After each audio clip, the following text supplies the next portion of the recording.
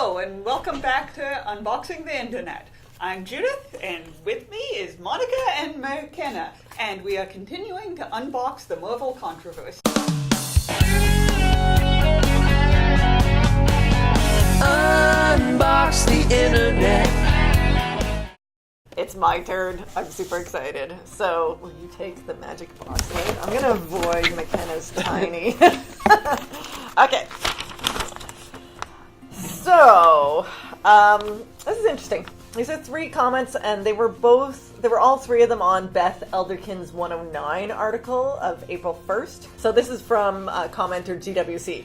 I want to buy this comic to support diverse female characters. Okay, but that's part 3 of a crossover. If you want to understand what's going on, you'll need to buy these 3 other titles. But no. Disposable 002 says, I haven't subscribed to comics much since the 1970s, but I did subscribe to one recently, the new Ms. Marvel.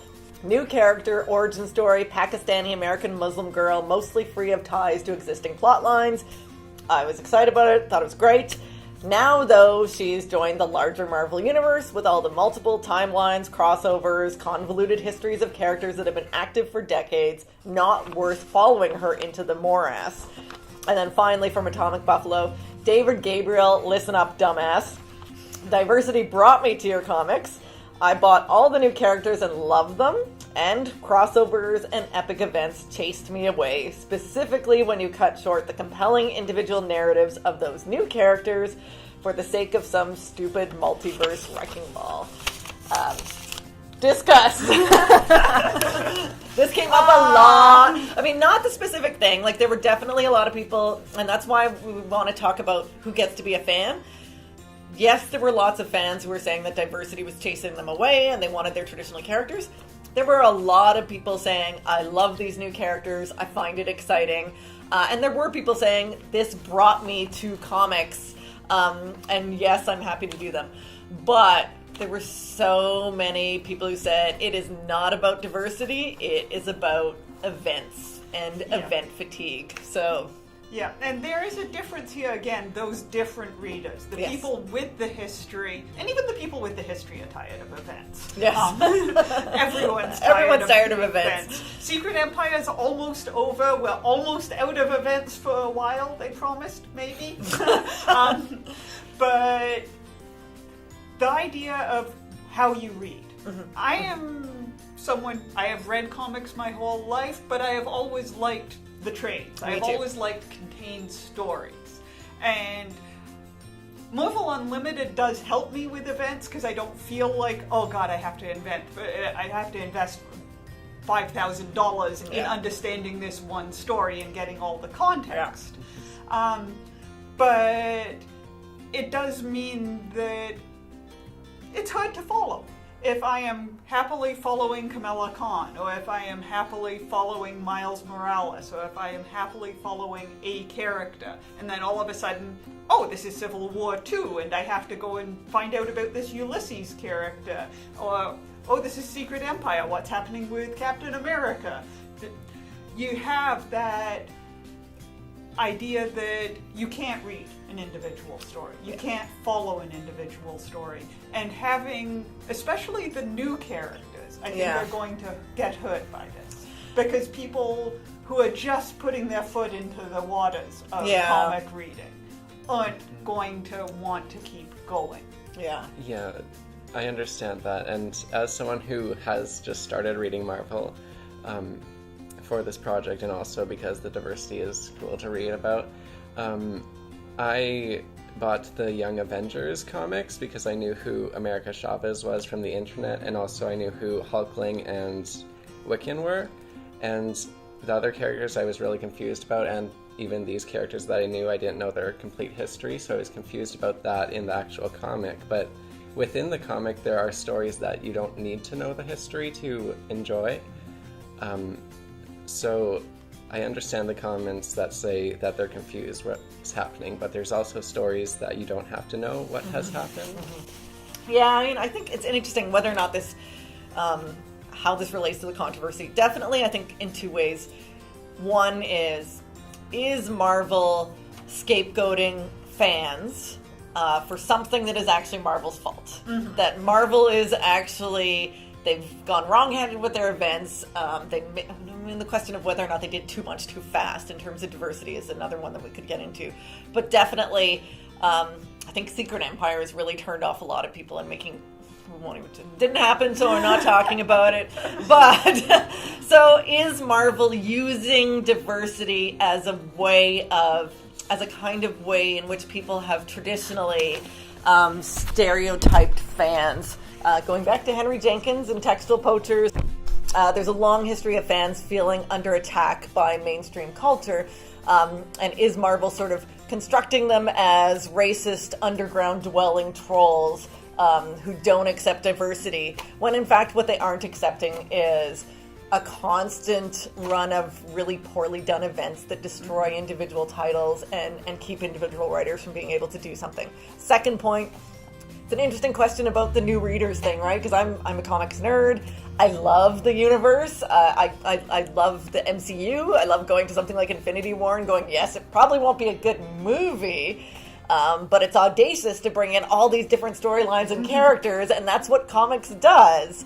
And so, for me, to keep somebody like Kamala Khan out of that universe doesn't make sense. Like, that is Marvel. You have to integrate them into the larger world. Otherwise, go do Image and have your own standalone universe. But I think there's no question that they did it badly. At least, and too much of it. I think that's actually something which got lost in that initial comics book summit. Yes. The Comics Retailer Summit. There were a lot of interesting comments going on. Everyone focused on the one thing Gabriel said. But one other thing he said, which I went, was people won't buy short-run comics. And I think people won't buy short-run comics means, again, those individual comic book store people won't buy short-run comics, but they'll sell fairly well in trades. So something like Vision, which is one of... Amazing. Yeah, for me it's one of the Max best all would new, even all like different. Vision, I think. Max is the person behind the screen.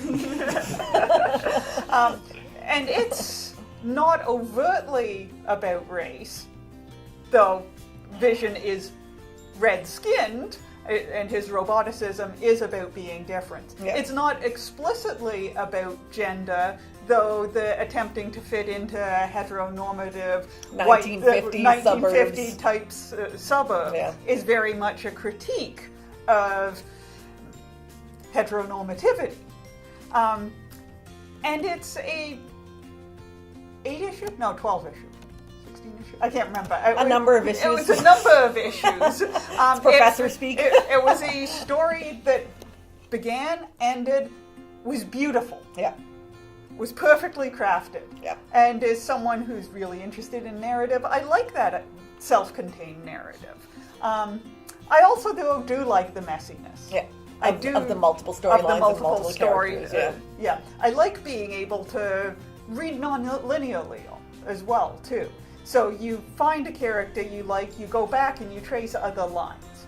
And so sometimes these characters, if the meshing is done well, the meshing can actually lead people into the universe. Yeah, and I guess the question is it done well? I mean, when you're reading something like The Young Avengers, ideally what it should do is make you go, oh. I remember back in the day when I used to read, there'd be a little note at the bottom saying, well, this happened in Hulk number 3. No, probably more like Hulk number 303. And I'd go, oh, I want to go read that storyline now. If it's done well, it should do that. That is, it doesn't disrupt your reading of this one, but it makes you intrigued about the different ways that it could go. What was your feel? I guess what people are saying about events is they don't do that anymore. Events sort of stop everything. They affect everything. They're not so much interrelated as they are this huge juggernaut, but they sell. Mm-hmm. But I think Vision sells. I think Mockingbird sells. But we were talking about this on the way here today. They don't sell in time, or in the way that Marvel is counting sales. So I think word of mouth, people are now reading these things, but they get canceled before they get a chance to gain or hold an audience, I think. Yeah, so I think Mockingbird has a great audience. Mockingbird was canceled. Vision, I think, was always supposed to be self-contained, and Tom King went off to do Batman in that other universe. Which we're not talking about. So it came to a logical conclusion very neatly. Vision 2, though, it sent me back to Runaways. So even though it's self-contained, it's sending me back a decade to another great diversity story. Yeah, but didn't stop you the way an event does. No. Yeah, so I think what we take from this one is that diversity, I think what got a lot of fans' backs up was that they were accused of being, or they felt that they were being blamed for low sales, and they were being blamed for diversity not working, and that this is because they were, closed-minded, too traditional, etc. When in fact fans wanted to point out to a variety of other problems with Marvel, that diversity kind of fans got scapegoated, but I would say also, if diversity is just a marketing tool, if it's just a thing that Marvel's doing to bring in the bucks, they will jettison it just as quickly. Yes. And so to me, I don't like it as a marketing tool. I like it as it makes good comics. And I think the thing about Marvel is Marvel's always been set in the real world. And the fact of the matter is, this is the way the real world looks. Mm-hmm. The real world is diverse. And so... with fewer giant robots destroying the world exactly. from space. There's not as many of them. Which is a good thing. Nobody ever speaks for the giant robots.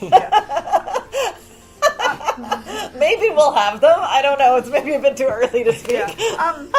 Something in terms of diversity, which we've sort of been touching on a few times but haven't really talked about, is it's not just bringing in new readers in terms of gender and ethnicity, those identities. It's bringing in new readers in terms of age. Yes. And so there is that idea that the comic book store is not just the bastion of white male nerddom, but now increasingly more and more of white male middle-aged nerddom. And the people who have been reading comics for 30, 40, 50 years and collecting. Because kids today, I say, sounding really middle-aged myself, because I am. But there were lots of comments about kids these days. Yeah, there were lots of complaints about that. Yeah. Kids these days. Kids these days. You're ruining comics. And they don't consume in the same way. They don't consume anything in the same way. They read digitally. They might read trades. And so you have something Can I just break in for a minute, though? What's hilarious is that Judith is on Marvel Unlimited. I will only read things on Kindle. And who bought this standalone comic? That would be kids these days. So I think this fear about how people read is getting registered by people as they're bringing in younger viewers. But I think older viewers are changing too. And Marvel has to change how they track what sells. Yeah. And you can't just be the old comic book model, but kudos to you for keeping those comic book stores alive. Yeah, and something like Moon Girl and Devil Dinosaur, it's all... Sorry, I like that sentence. It's actually at the bottom, in the bottom 10 of sales in individual issues.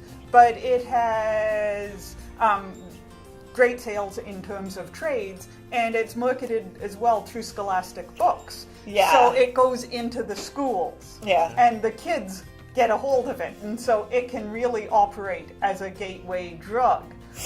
gateway comic. Gateway comic, which is good. And so bringing in new readers. And that's, yes, she's yet another black woman, but she's a girl. And in terms of age, that's really important. Well, so I guess, for me, I'm thinking about, how do you keep from alienating the older readers while bringing in the new readers? And you've got to, I think part of it is you have to accept that there are going to be comics which are going to be more for one audience than for another. So maybe Moon Girl and Devil Dinosaur is not going to be everyone's So is the cup of problem tea. all new, all different? Possibly, but all new, all different meant that everything got renumbered at 1. But it didn't actually mean that everything was all new and all different. And that was actually one of the complaints, was that it wasn't new and different. At the same time that people were complaining that it was too new and too different and too many. So I think we should talk about the they're replacing our favorites who we love, because this is sort of what we're getting at, is that part of the rebellion was not against diversity, and we've touched on this a bit, but specifically what happened to beloved characters. So should we say ta-ta for now and move on, hopefully? I think the box might give us something on that. We'll You're see. not going to game the box. I won't let you game will the not box. let me game the box, but it'll happen. It'll happen, people. So, Make sure to like, comment, and subscribe if you did like this video, and we'll see you next time. Thank you. thank you.